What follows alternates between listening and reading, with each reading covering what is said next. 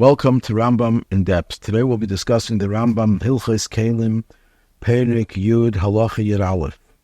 And the Rambam says as follows: Kloistra, a bolt, sheneilin bohadaloses, which used to lock double doors. Yumaisa shel matchis mistam. If it was made out of metal, then it could become tamei. Haisa shel eitz, but if it's made out of wood, with super matchis, and even though it's covered with metal, tahar, it's still pure, even though it was covered with metal. So there's a issue with covering in other areas of halacha. The Rabbi Yehuda, in his Medura Kama, Siman Aleph, deals with the question of tefillin. Tefillin have to be black, black dye. Now, what they used to do is they would cover the leather before they would do the blacking of the tefillin with a kind of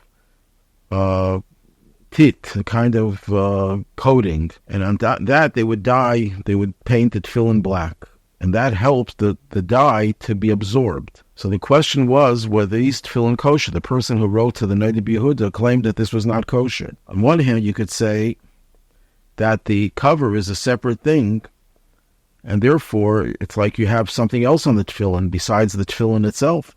Therefore it would be puzzle, because it's not just the leather and the dye, there's some other substance. On the other hand, one could argue that the covering is bitul, is nullified relative to the tefillin. So the Rabbi Yehuda said the tefillin would be kosher.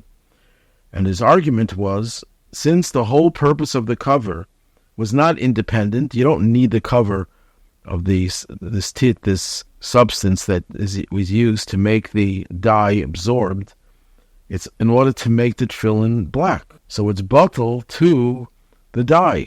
It's bitul to the tefillin. It's not a separate entity. So that seems to be what the Rambam is saying over here.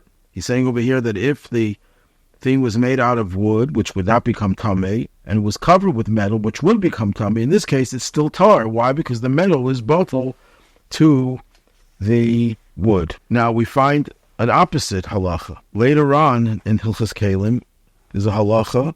If you have a seat used, the commentaries say used in a bathroom or a toilet, that's made out of metal and covered with leather. Now there we're talking about a kind of tumah, America, of something, the kind of tumah that a person, a zav, and others, when they sit on something, that they make that thing tamei. So here you have the basic kise is made out of barzel, which is not susceptible to that tumah, but the leather is.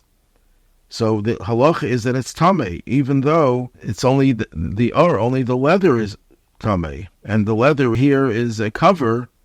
And yet, so what do we see from this case? That even though the tumah is only for the leather, why don't we say that the leather is bitul to the metal? It's considered metal, and it wouldn't become tamei in this case.